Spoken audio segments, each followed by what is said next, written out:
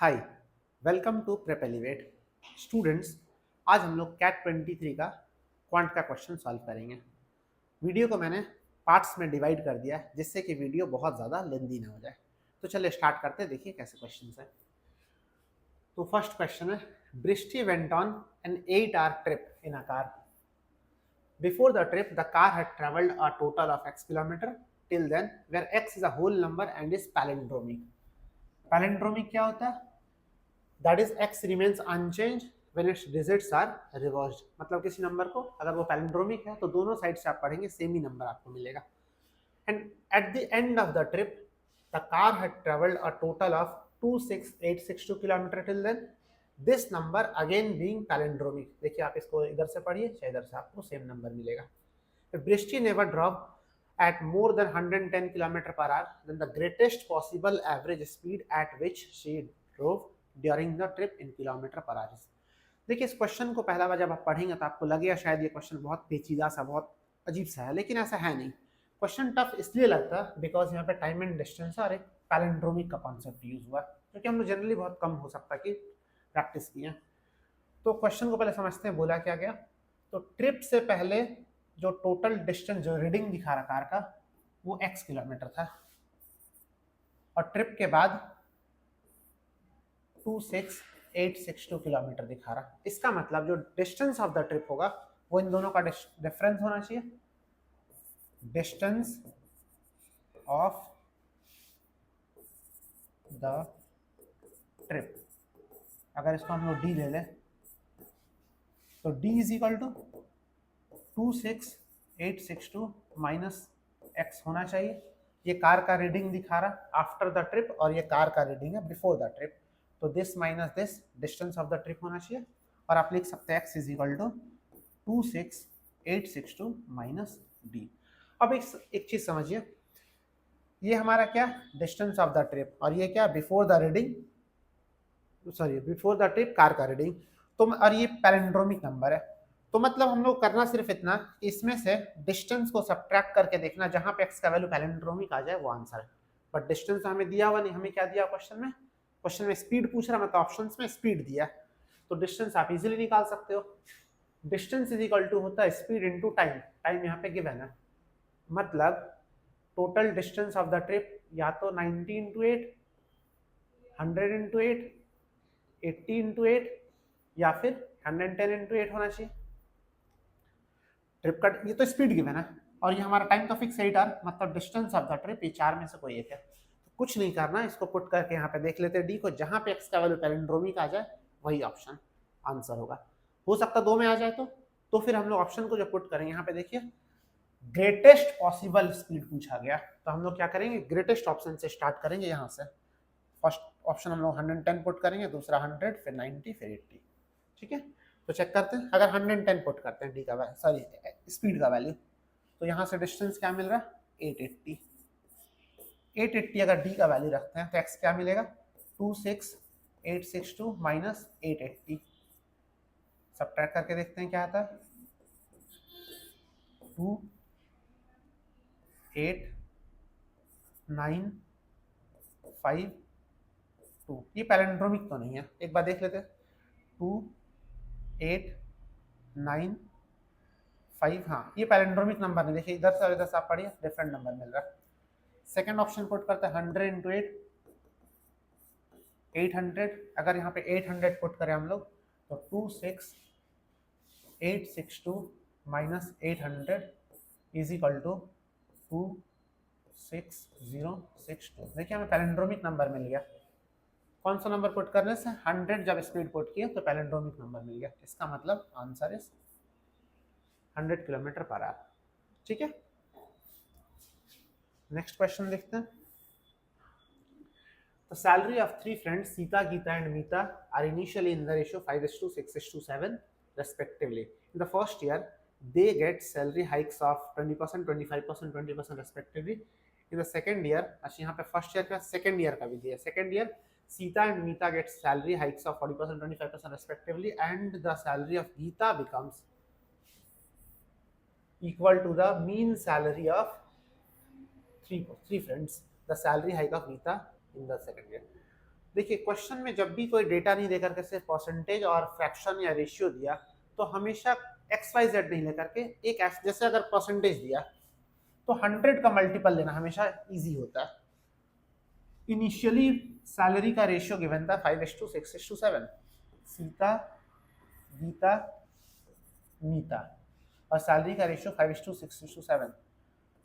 तो let's say Sita salary 500, Geeta salary 600 and Neeta salary 700। ये sequence भी देखना, सीता गीता नीता, ठीक है।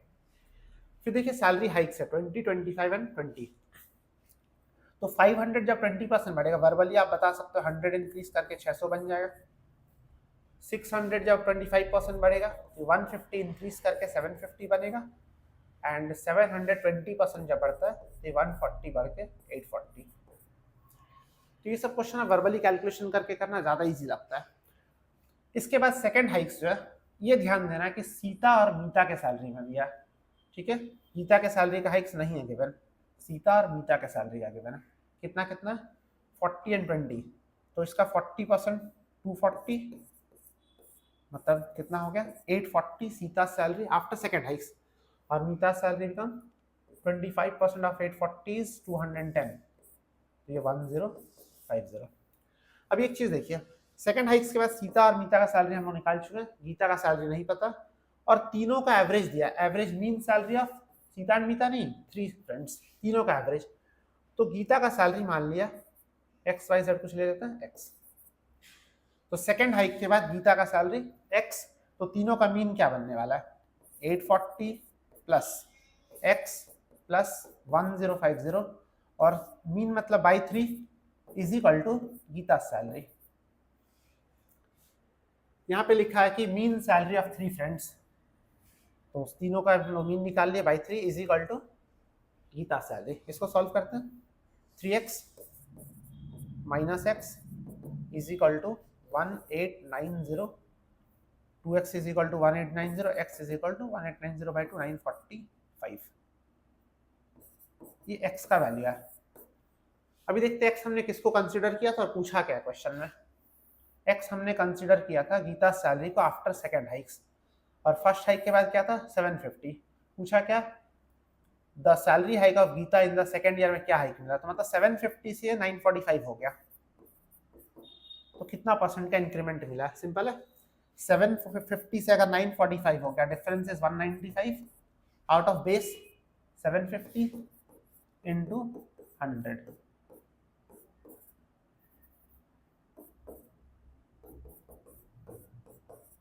ये 26% आने वाला है। यस, फर्स्ट ऑप्शन, ठीक है। तो बेसिक सा क्वेश्चन है, बहुत टफ नहीं है, कुछ कुछ क्वेश्चन बहुत इजी होते हैं कैट में, बस उसका सही मेथड हम लोग को पता होना चाहिए। यस, हमारा थर्ड क्वेश्चन है, Geeta sells 2 objects A and B at the same price such that she makes a profit of 20% on object A and a loss of 10% on object B. यहाँ पे देखिए सेलिंग प्राइस सेम है, ये confuse नहीं करना, excuse me, हाँ, sells 2 object A and B, तो selling price से गिवन है कि सेम है। If she increases the selling price such that objects A and B are still sold at an equal price and a profit of 10% is made on object B, then the profit made। First part को पहले देख लेते क्या करना। तो first part में हम लोग को गिवन है कि सेलिंग प्राइस इक्वल है कॉस्ट प्राइस को, कुछ मान लेते हैं object A object B. Object A का cost price x, object B का y, एक में 20% प्रॉफिट, एक में 10% लॉस,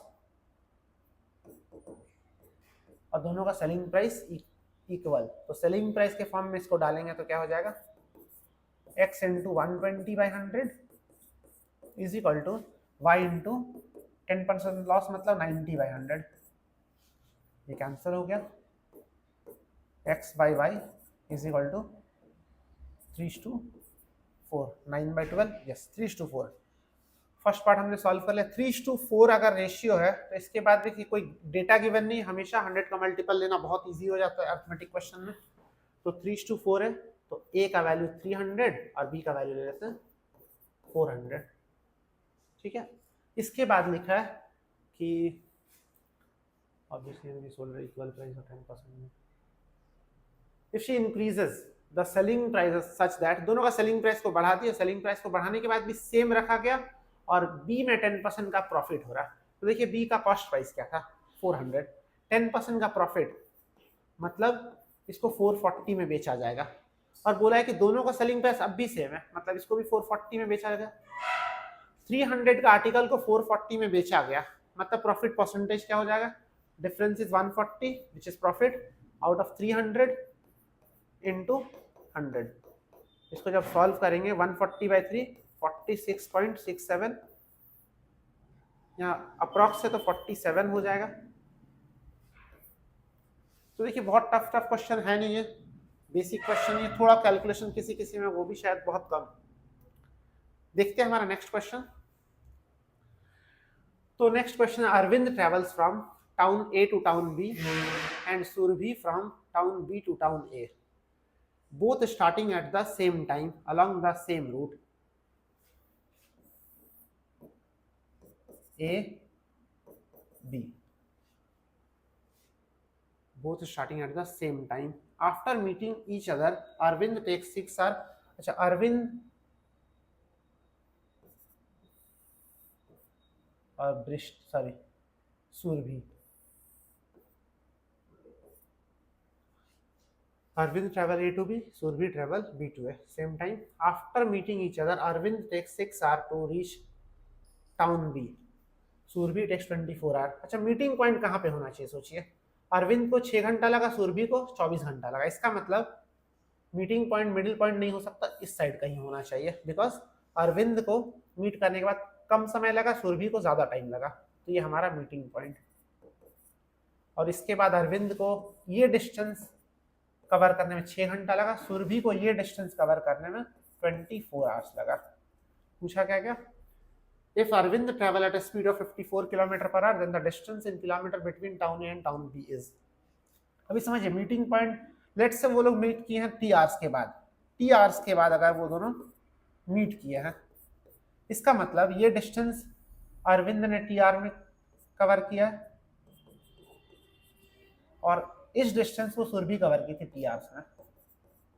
बस आपको ये चीज समझना, बिकॉज ये मीटिंग पॉइंट है, सुरभि यहाँ से निकली, यहाँ ये डिस्टेंस कवर की, अरविंद यहाँ से इस डिस्टेंस को कवर किया सेम टाइम पे, तो टी आवर्स लगा अरविंद को ये डिस्टेंस को कवर करने में, सुरभि को ये डिस्टेंस को। तो अभी देखिए हम लोग इक्वेशन क्या बना, t/24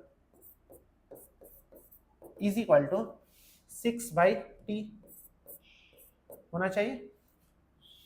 जो डिस्टेंस अरविंद ने टी आर में कवर किया उस डिस्टेंस को सुरभि ने 24 आवर में कवर किया, और जो डिस्टेंस को अरविंद ने 6 घंटे में कवर किया उसको सुरभि ने टी आवर्स में, तो this by this equal to this by this. तो यहाँ से t square equal to 144 and t is equal to 12।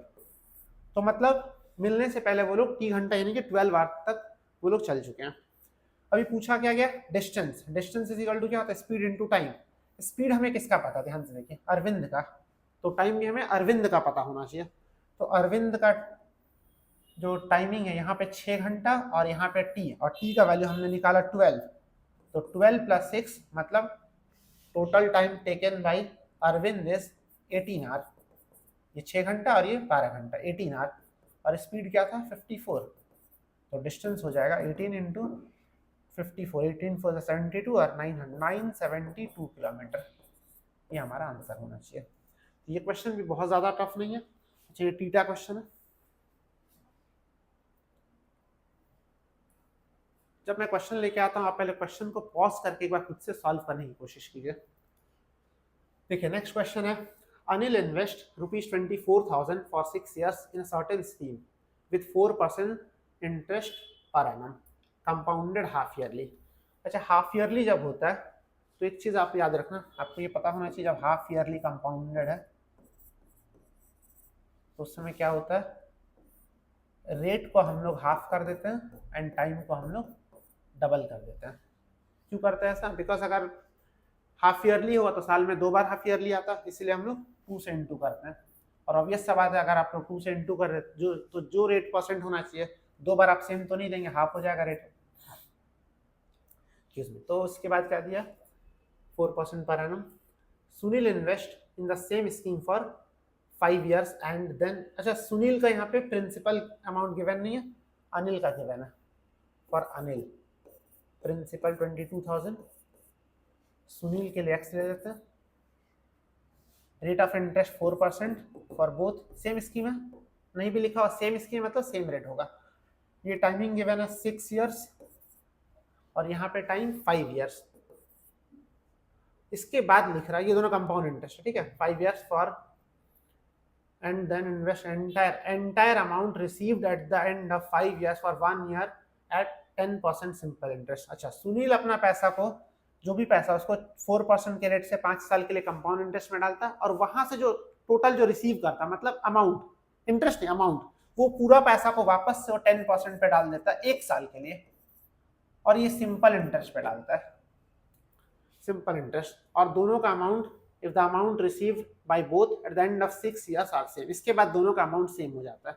तो बेसिक सा कंपाउंड इंटरेस्ट का फॉर्मूला डाल दीजिए, आंसर आ जाएगा। एक चीज लेकिन करना, रेट को चेंज करना, ये रेट हो जाएगा 4% है तो 2 हो जाएगा, और ये 12 ईयर हो जाएगा, इसको हम लोग 12 ईयर कर देते क्योंकि हाफ ईयरली कंपाउंडेड है, और ये 2%, और यहाँ पे क्या हो जाएगा 4% से ये भी 2% हो जाएगा, और ये 10 ईयर्स हो जाएगा। इसके बाद फॉर्मूला में डाल दो, डायरेक्ट आंसर आ जाएगा। 22,000 into 1 plus 2/100 to the power 12 is equal to x into 1 plus 2/100 to the power 10 into, इस पैसा को हम लोग 1 साल के लिए सिंपल इंटरेस्ट पे डाले थे, तो 1 साल के बाद ये 110% हो जाएगा अपने वैल्यू का। दिख रहा है कैलकुलेशन बट है नहीं, ये पार्ट पूरा कैंसिल आउट हो जाएगा। यहाँ पे 12 है 10 है तो 2 बचेगा, यहाँ पे लिख लेते हैं, ये 2 बचेगा, और कुछ कैंसिल नहीं करते, एक बार में हम लोग x को यहाँ पे रखते हैं, बाकी सारा वैल्यू को इधर ले आते हैं। तो x is equal to 22,000 into 1 plus 100, ये हो जाएगा 102/100, 102/100 इंटू 102/100 इंटू, ये जब साइड चेंज होगा तो 100/110, देख लिया कुछ छूटा नहीं है। इसको सॉल्व कर लेते हैं, आंसर आ जाए 1 2 3 0, तो कैंसिल आउट हो गया, ये 0 इससे कैंसिल कर देते हैं, और ये 0 इससे कैंसिल हो गया। 11 से 22 दो बार में कैंसिल हो जाएगा, 1 and 2 इंटू 1 and 2 10404, और यहाँ पे 2 है, 20808, ये हमारा आंसर होना चाहिए। ठीक है, तो ये हमारा आंसर इस क्वेश्चन का होना चाहिए, भी टीटा क्वेश्चन है। ठीक है, तो इस वीडियो में हम लोग इतना क्वेश्चंस रखते हैं, बाकी क्वेश्चंस हम लोग नेक्स्ट वीडियो में सॉल्व करेंगे। ठीक है, थैंक यू।